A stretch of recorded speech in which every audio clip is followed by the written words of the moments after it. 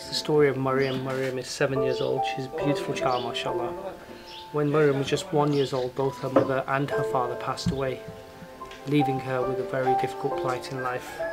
Mariam has been an orphan for so long that she doesn't even realise that she's an orphan. But what makes Mariam different from many of the other children around this area is that she has a carer in the UK that is supporting her right now.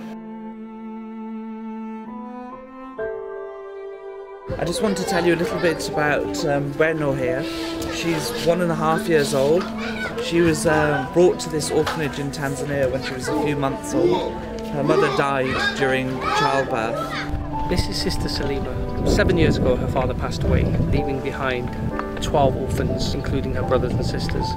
Each and every morning she comes and works in this stone quarry, breaking stones and doing manual work. All day long she earns about 3,000 local shillings, which works out to maybe £2 to £3 a day.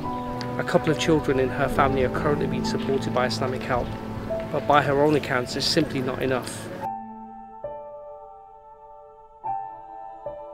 There's a refugee camp called Jarash camp in Jordan, and there was this young boy who really stood out for me. He was about 10 years old. He had this Quran, and he must have been making hifz or just reading. It must have meant so much to him, and the love he was showing this book and his attitude, his character was just so touching. Even amongst all of that, at this age, this child clings on to something that he knows is more important than everything in the world for him. But with the guidance in the book, he'll learn about justice, love, compassion, mercy, doing good deeds, helping others, which is what our faith teaches us. This is Sophia. She's one of the many beautiful orphans that we're sponsoring in Tanzania right now. At the age of 9, Sophia's father passed away. Just 1 year later, her mother passed away also due to diabetes. And what she loves to do is she loves to recite the Quran, and she's also learning to become a hafiz of the Quran as well.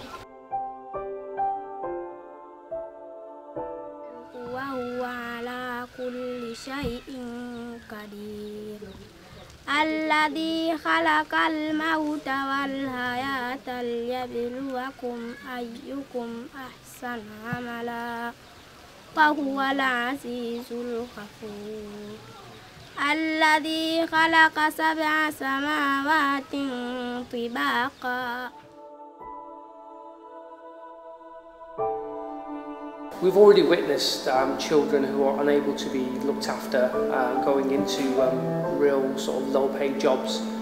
Sometimes these children resort to begging on the streets. So there is no future for these children, and it's a vicious cycle that these children fall into. With your help and support, what we aim to do is bring education into the life of that child and show them the value of education and how that can prosper them and allow them to exercise their full potential.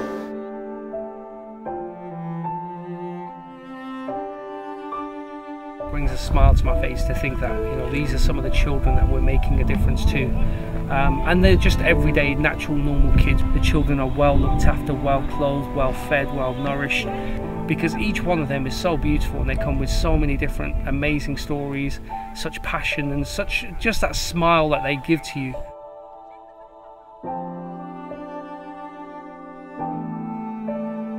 The care and the looking after of these orphan children is so critical, because without that they won't receive the education that they yearn for.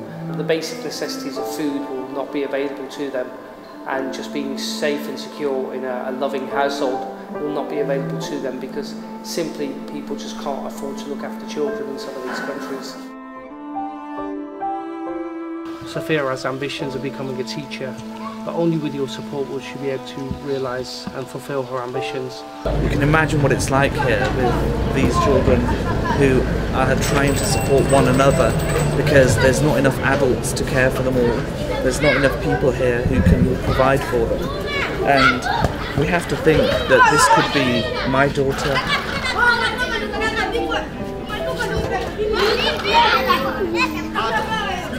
Any of you, she could be your daughter, your sister. What future does she have? What life is she going to lead? There's far more work that needs to be done. And when you consider that each and every day 5,000 children become orphans, our work is not finished, our work is not done. There's so much more we've got to do.